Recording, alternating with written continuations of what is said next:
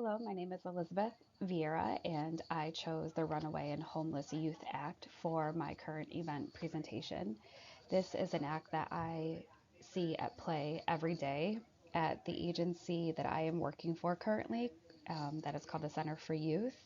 I'll talk a little bit more about that later in the presentation, but this is an act that I am very passionate about, and the work that we do for our runaway and homeless youth in Monroe County, the community, as well specifically the work that we are trying to incorporate more for the LGBTQ youth.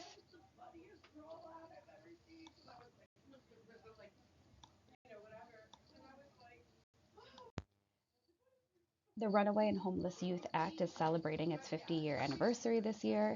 The act was passed in 1974, and it was an effort to decriminalize runaway youth and also offer funding for basic center programs, TLPs, agencies to be able to provide supportive services.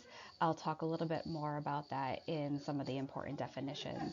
But what this presentation will try to cover, because there's a lot of information and history over the past 50 years of kind of things that have changed and also experiences that youth are facing currently. Since this act, I mean, it's done a lot of really good work in being able to provide some of these services, but we still have a pretty long way to go. So this will go over the brief history, what did this act solve, some important definitions, current barriers, and again, I'll try and share a little bit about the Center for Youth.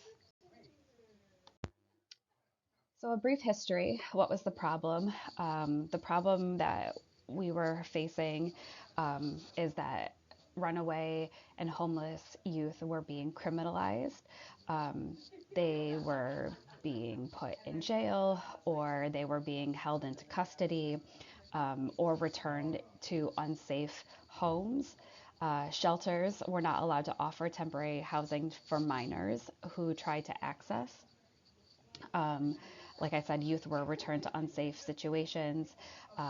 That could be anything from being returned to their traffickers, to emotional, physical, sexual abuse homes that they were currently living in.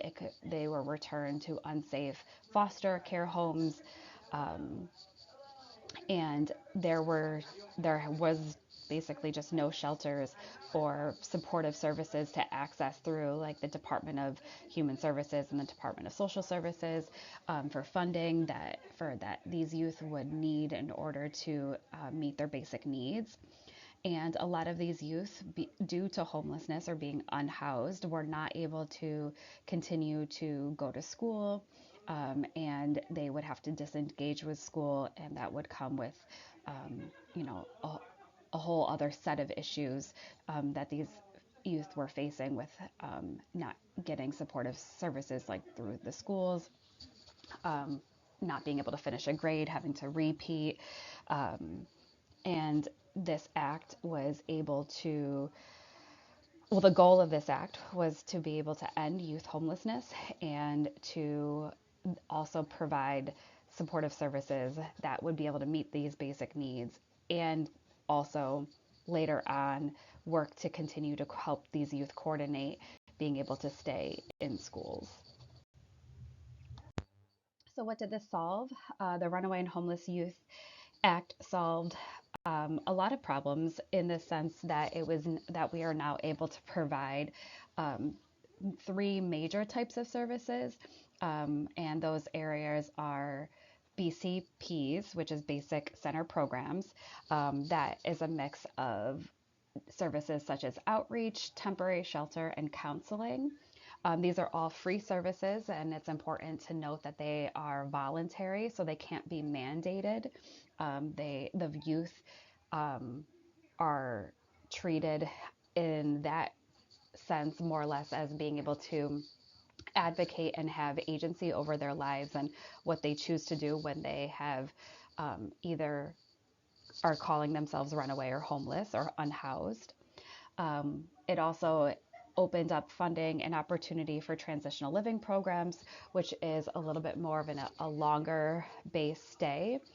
So for youth who just do not have a place to go back to, these longer programs help in providing the time that youth need in order to rebuild their lives, in order for them to be the most successful with case management and financial services.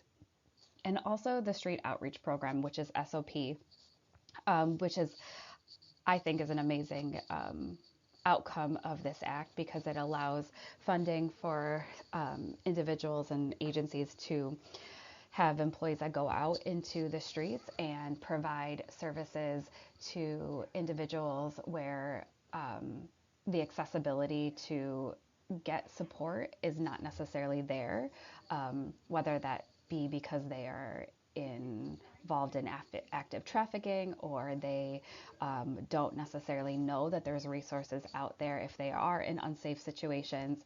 And they also provide general education through harm reduction approaches for substance abuse and sex education as a part of the street outreach program.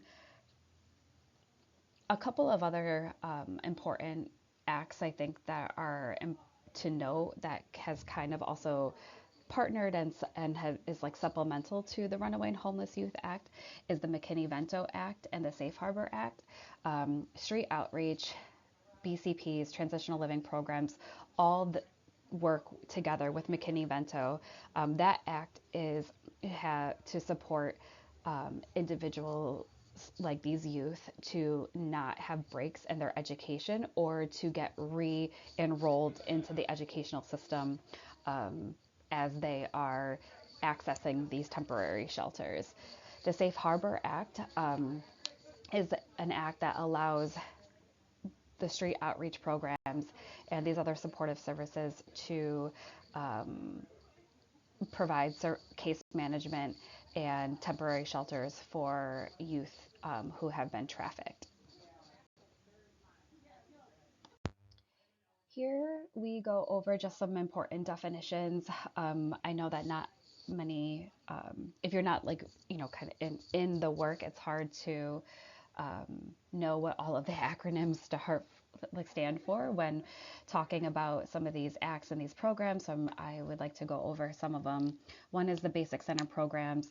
It is a shelter. They provide temporary services and counseling for up to 21 days. They partner with CPS and foster care, also the youth's families. Up to age 18, youth are able to get extensions, and we don't want to say after the 21 days, oh, this youth is going to be homeless again. These programs are there to make safe transition plans, and that all of these programs are voluntary. Transitional living programs are residential services such as apartment programs and shelters for young mothers, young male shelters. We still do not have any funding specifically for the LGBTQ plus population, which I think is a disservice, and it's something that we need to be able to prevent for LGBTQ youth, because we know that statistically and from looking into the research that LGBTQ youth experience homelessness at more than 2 times the rate than non-LGBTQ plus youth, and they are more likely to experience adverse situations before and during homelessness. Something that I find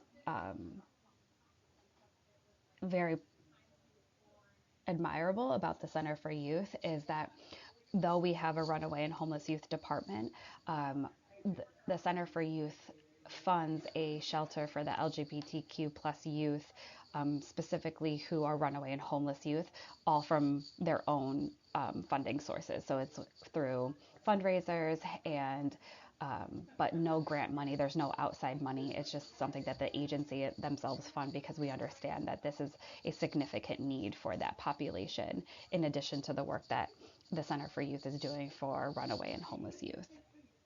The street outreach is the other SOP, which is the other third kind of piece to the Runaway and Homeless Youth Act. And that is, again, just to can be able to have those services more accessible to youth who are in the community by going through rec centers, um, going and working with Safe Place drop-off sites, and with youth who are in the community to educate that there is this act, or there are these services that are available to them if they need. Here are two supplemental videos that I wanted to share. They're a little bit longer.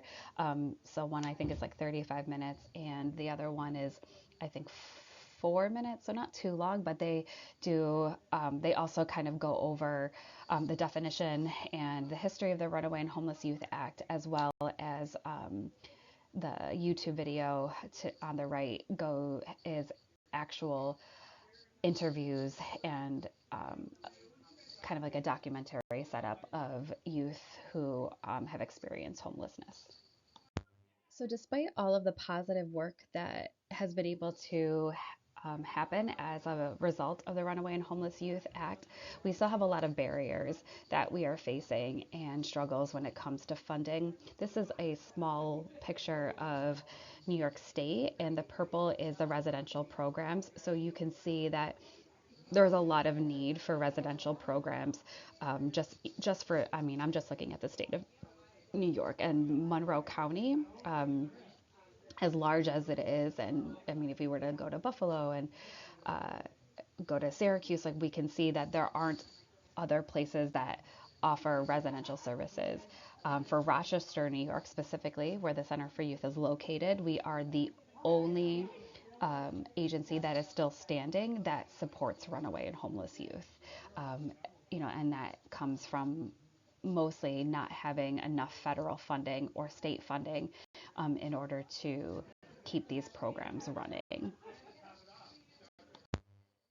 So, questions for peers. And these questions really do go directly to the work that I do, or the agency does here at the Center for Youth. We're always looking for example, for question number 1, as future social workers, what are some ideas on how we can actively contribute to creating a more compassionate and supportive environments for runaway and homeless youth, specifically for the LGBTQ youth? There is just a lack of understanding of the need that these youth are experiencing, and also attention that they're getting. Question number 2, as future social workers, how do you believe we can increase the support and funding for these types of programs? And we're always looking for different ways of expanding our reach and getting funding. A lot of it is through fundraisers that agencies are holding on their own in order to access and increase to supplement the funds that we're getting from FISB, which is federal funding. And question number 3, after hearing some information about the Runaway and Homeless Youth Act, what other supportive services or approaches do you feel are missing for this population? So I know I talked a little bit about a residential programs that are being provided. We do also, as a result of this act, have the opportunity to offer counseling services and case management, but it still seems like these youth have a greater need that are coming in because of just where we are right now in our communities with, again, safety, substance use, trafficking, and there's always more that we can do. And I am looking forward to hearing about other people's views of what supportive services or approaches would work when working with this population.